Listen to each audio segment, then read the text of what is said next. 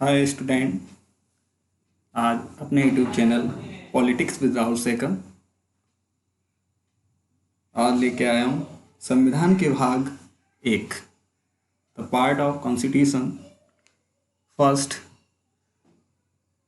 I hope आप सबको अच्छा लगेगा।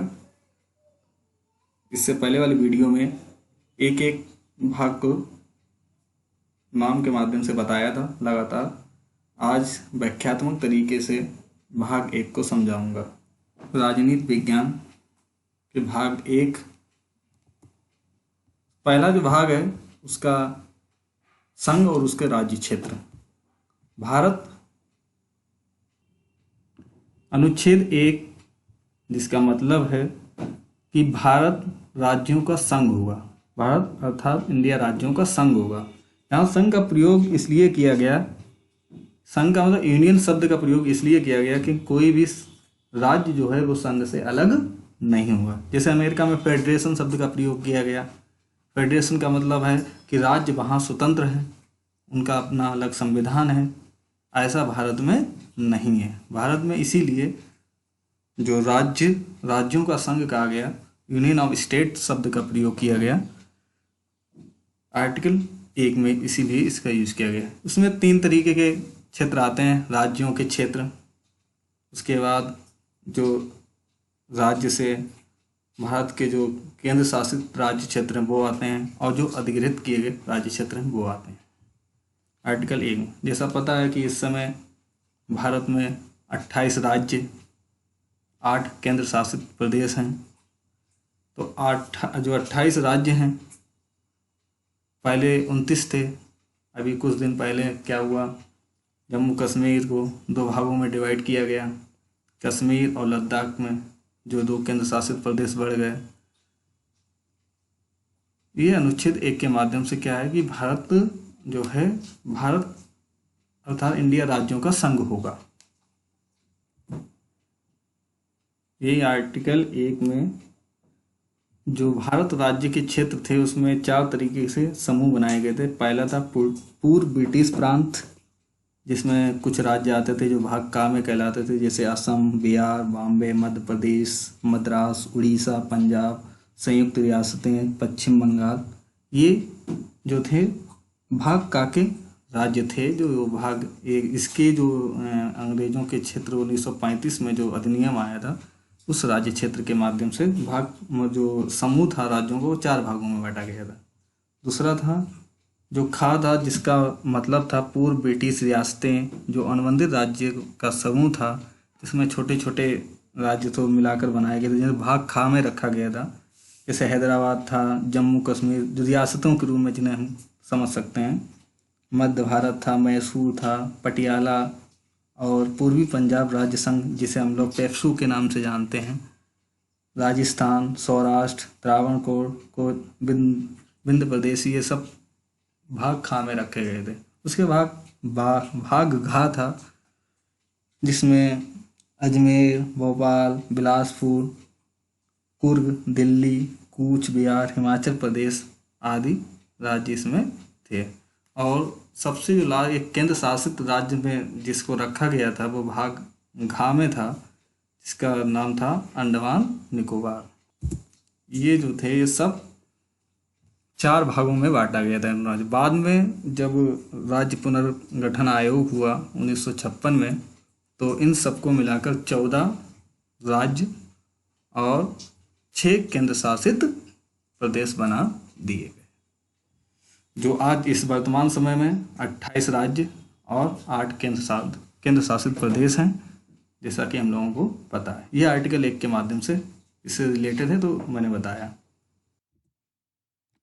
अब आते हैं आर्टिकल 2, अनुच्छेद 2, जिसमें संसद विधि द्वारा ऐसे निबंधनों और शर्तों पर जो ठीक समझे संघ में नए राज्यों का प्रवेश या उनकी स्थापना कर सकता है। लेकिन किसके माध्यम से? संसद अपने विधि के माध्यम से नए निबंधन और शर्तों के माध्यम से जो ठीक समझे, उसे ऐसा लगे कि संघ में नए राज्यों का प्रवेश किया जा सकता है या उनकी स्थापना की जा सकती है, तो उनका गठन कर सकती है। ये अनुच्छेद 2 के माध्यम से बताया गया। संसद विधि द्वारा ऐसे निबंधनों और शर्तों पर जो ठीक से तो उनकी प्रवेश स्थापना कर सकती है।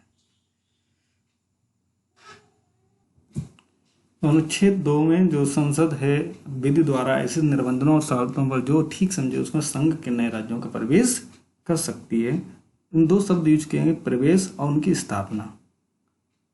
जैसा कि देखा होगा कि 35वें संविधान संशोधन के माध्यम से सिक्किम को जो अलग से राज्य था उसको भारत में प्रवेश कराया गया, आर्टिकल 2A जोड़ा गया उसमें।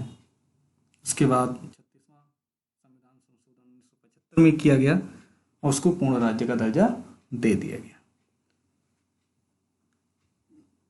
संसद विधि द्वारा ऐसे निबंधनों जो वाक कहीं ना कहीं 368 से परे है, 368 का प्रयोग ना कर अपने विधि द्वारा राष्ट्रपति किसी के अनुमति के माध्यम से लोकसभा या राज्यसभा में बिल पास करा दिया जाएगा, विधेयक पास हो जाएगा और वो साधारण बहुमत से उसे पास कराया जा सकता है। अब आते हैं अनुच्छेद 3। इसमें संसद जो है विधि द्वारा किसी राज्य में राज्य क्षेत्र के अलग करके अथवा 2 या 2 से अधिक राज्यों को राज्य भागों को मिलाकर अथवा किसी राज्य विभाग के साथ मिलकर नए राज्य का निर्माण कर सकती है।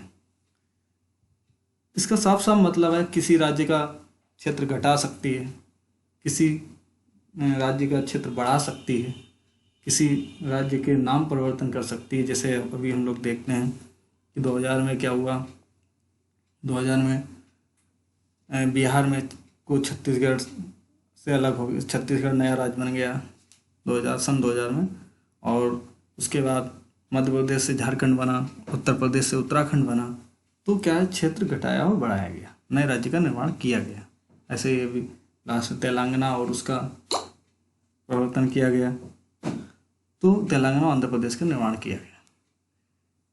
तो अनुच्छेद 3 जो है इसमें क्या है कि कोई भी जैसे संसद अगर बिल पास करना चाहती है तो राष्ट्रपति से अनुमति ली, राष्ट्रपति से अनुमति के माध्यम से वो राज्यसभा या लोकसभा में बिल पास होगा। उसके बाद वही बिल अगर किसी राज्य से रिलेटेड है तो उस राज्य के विधानमंडल को भेज दिया जाएगा।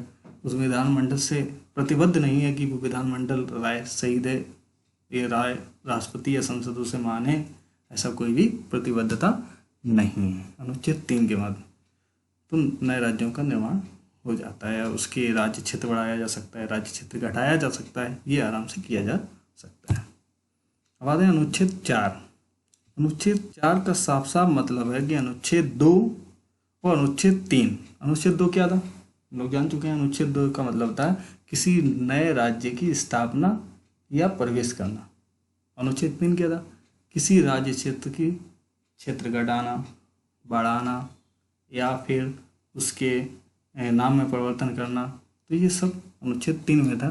तो इसमें साफ साफ लिखा है कि इसमें अनुच्छेद 368 का प्रयोग नहीं होगा, या संविधान संशोधन का प्रयोग नहीं किया जाएगा।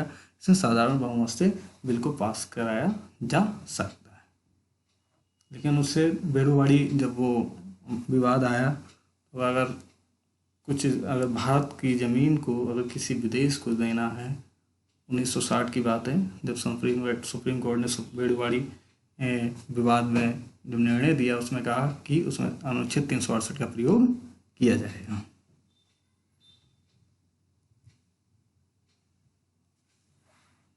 महत्वपूर्ण तथ्य हैं इससे जुड़े हुए भाग 1 से, जैसा कि हम लोगों को पता है कि भाषा के आधार पर राज्यों की मांग की गई, भाषा के आधार पर राज्य का निर्माण किया जाए। कमेटी भी बनी, समितियां भी बनी, जिसमें बहुत सी समिति ने इसका विरोध किया, और लेकिन फिर भी 1953 में पहले भाषा के आधार पर आंध्र प्रदेश का निर्माण किया गया। उसके हिसाब से उसी जब राज्य पुनर्गठन आयोग बनाया गया 1956 में, उस समय 14 राज्य और 6 केंद्र शासित प्रदेश बनाए गए। इसी बात के साथ हम विदा लेते हैं। थैंक यू, धन्यवाद। आपको अच्छा लगा होगा आई होप, और शेयर करते रहें, लाइक करते रहें, कमेंट करते रहें। मेरा हौसला बढ़ता जाएगा और मैं वीडियो ऐसे बनाता रहूँगा। धन्यवाद।